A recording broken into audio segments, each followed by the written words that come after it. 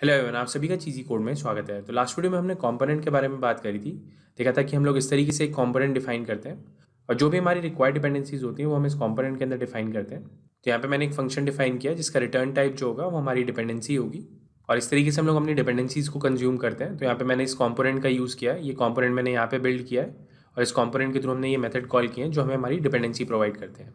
और इसके साथ साथ हमने @inject के बारे में बात करी थी जो हमारे डैगर को बताता है कि भैया अगर मुझे यूज़र रजिस्ट्रेशन सर्विस का ऑब्जेक्ट चाहिए तो मैं ये कंस्ट्रक्टर कॉल कर सकता हूँ। तो मैं अज्यूम कर रहा हूँ ये सारी चीज़ें क्लियर हैं। तो आगे बढ़ते हैं। तो यहाँ तक तो बात ठीक थी, बट अब सपोज़ मेरी मेन एक्टिविटी को 50 डिपेंडेंसीज चाहिए। तो उसके लिए मुझे क्या करना पड़ता है, अपने कंपोनेंट के अंदर 50 मेथड्स डिफाइन करने पड़ते हैं जो हमारी डिपेंडेंसीज को रिटर्न करते हैं। तो ये सही आइडिया नहीं है कि मैं यहाँ पे अपने 50 मेथड्स डिफाइन करूँगा जो हमारी डिपेंडेंसीज रिटर्न करेंगे और यहाँ पे मैं उनको कॉल करूँगा। तो डैगर ने कहा ठीक है, एक और तरीका भी है जिसके थ्रू आप मुझे बता सकते हो कि आपको कौन कौन सी डिपेंडेंसीज चाहिए, वो मैं आपके लिए इंजेक्ट कर दूंगा। तो देखते हैं उसके लिए क्या चेंज करेंगे। तो वापस अपने कंपोनेंट के अंदर जाते हैं। तो यहाँ पे मैं एक फंक्शन डिफाइन करता हूँ और इसको यहाँ पे नाम देते हैं इंजेक्ट। तो आप फंक्शन का नाम कुछ भी रख सकते हैं, नाम मैटर नहीं करता है। डैगर में टाइप्स मैटर करते हैं, जो भी हमारे डेटा टाइप्स होते हैं वो मैटर करते हैं। नाम क्या है फंक्शन का वो मैटर नहीं करता है। तो यहाँ पे मैंने गेट यूजर रजिस्ट्रेशन नाम दिया था, तो आप इसको कुछ भी नाम दे सकते हो।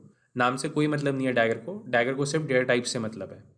तो ये मैंने एक इंजेक्ट फंक्शन डिफाइन किया और इसके अंदर हम लोग अपना कंज्यूमर पास करेंगे। तो हमारा कंज्यूमर है मेन एक्टिविटी। तो ये हमारा फंक्शन रेडी हो चुका है। तो अब ये वाले जो मेथड्स हैं इनको यहाँ से रिमूव कर सकते हैं क्योंकि सारा काम जो है वो इंजेक्ट करेगा हमारे लिए। तो वापस अपनी मेन एक्टिविटी पे चलते हैं।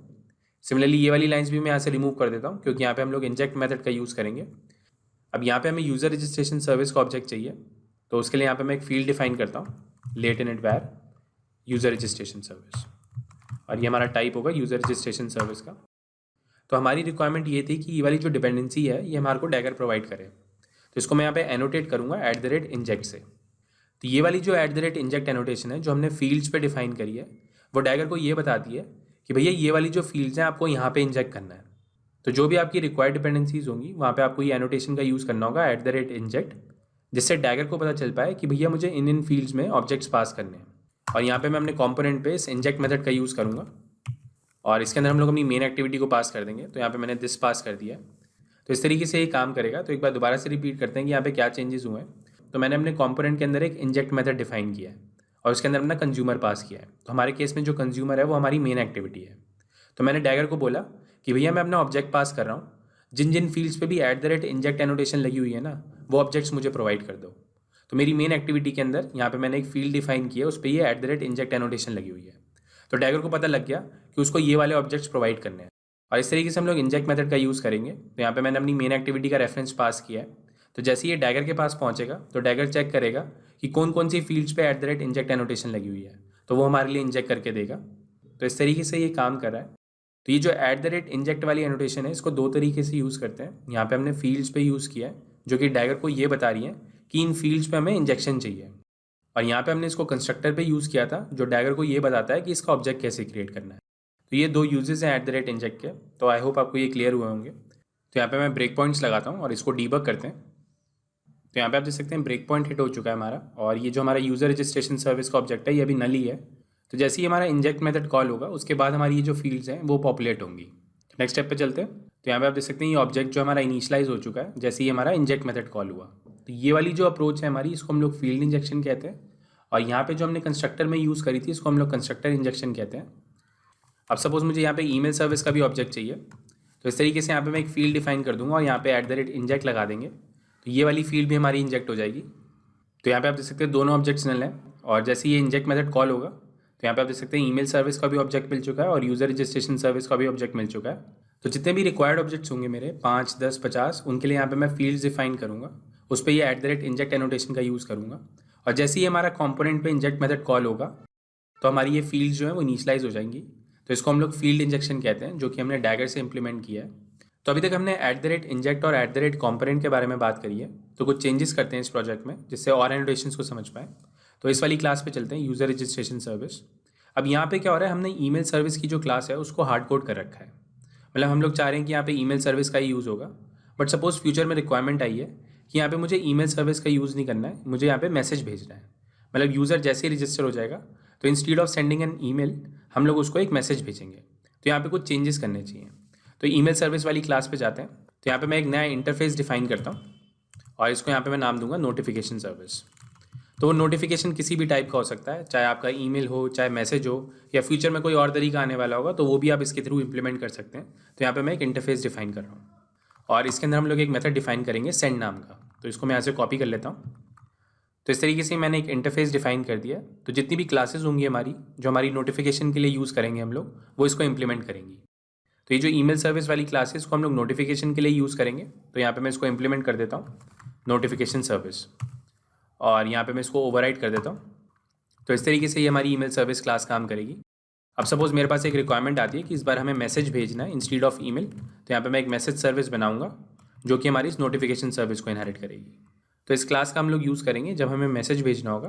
तो यहाँ पे मैं इसके इंप्लीमेंट कर लेता हूँ मेंबर्स, और यहाँ पे एक लॉग स्टेटमेंट ऐड कर देते हैं log.d, और यहाँ पे मैं लिख देता हूँ मैसेज सेंड। तो एक सिंपल मैसेज सर्विस की क्लास है जो हमारे लिए मैसेज को सेंड करेगी।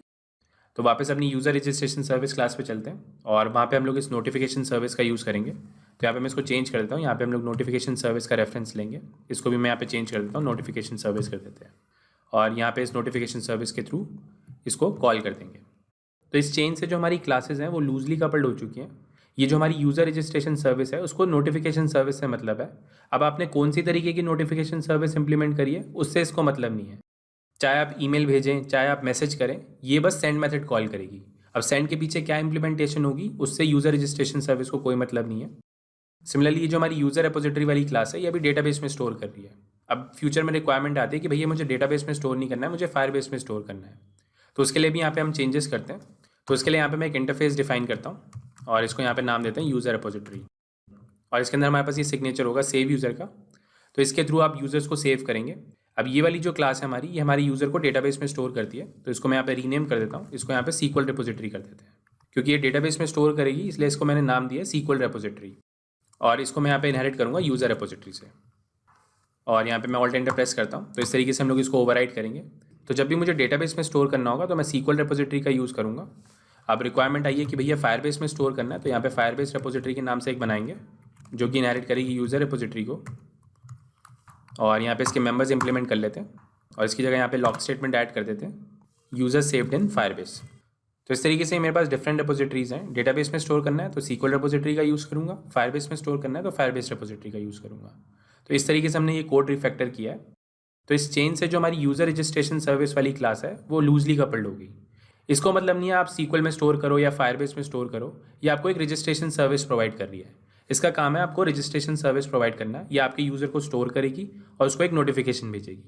अब यूज़र कहाँ स्टोर हो रहा है, वो कहाँ पे नोटिफिकेशन भेज रहा है, इसका मतलब नहीं है। इसका काम रजिस्ट्रेशन कराने का है। अगर आप कहेंगे फायरबेस को यूज़ करना है तो ये फायरबेस वाली रिपोजिटरी यूज़ करेगी। आप कहेंगे मैसेज सर्विस का यूज़ करना है तो ये मैसेज सर्विस का यूज़ करेगी। तो ये यूज़र डिपेंडेंट हो गया। जो भी इस क्लास को यूज़ करेगा वो बताएगा कि उसको फायरबेस में स्टोर करना है या SQL में, या उसको मैसेज भेजना है या ईमेल। यूज़र रजिस्ट्रेशन का काम है रजिस्टर करने का। इसलिए ये जो मेथड है हमारा, इसमें कोई भी चेंज नहीं हुआ है, ये सिर्फ सेव यूज़र कॉल कर रहा है। सेव यूज़र कैसे इंप्लीमेंट हुआ है इससे मतलब नहीं है इसको। तो इस तरीके से हम लोग लूजली कपल्ड आर्किटेक्चर बनाते हैं। तो अज्यूम कर रहा हूँ कि आपको ये रीफैक्टरिंग समझ में आई होगी। तो इस प्रोजेक्ट को बिल्ड करते हैं और देखते हैं क्या एरर्स आती हैं। तो यहाँ पे आप देख सकते हैं एरर आ चुकी है मिसिंग बाइंडिंग की, क्योंकि ये जो हमारी यूज़र रिपोजिटरी है वो एक इंटरफेस है। अब डैगर को नहीं पता कि इस इंटरफेस के लिए कौन सी इंप्लीमेंटेशन प्रोवाइड करनी है, SQL वाली प्रोवाइड करनी है या फायरबेस वाली प्रोवाइड करनी है। इसलिए उसने एरर दे दिया कि भैया इसका ऑब्जेक्ट नहीं बना सकता हूँ मैं, जो आपने रिक्वेस्ट किया है वो मुझसे क्रिएट नहीं हो रहा है। तो आप मुझे बताओ कि कौन सी इंप्लीमेंटेशन यूज़ करनी है। सिमिलरली नोटिफिकेशन सर्विस के लिए भी यही हुआ है, मिसिंग बाइंडिंग की एरर आ रही है, क्योंकि आपको ईमेल भेजना है या मैसेज भेजना है उसको पता नहीं है। इसलिए उसने एरर दे दी कि आप मुझे ये बता दो कि कौन सा ऑब्जेक्ट बनाना है नोटिफिकेशन सर्विस के लिए, वो मैं आपको बना के दे दूंगा। इसलिए यहाँ पे ये एरर आ रही है।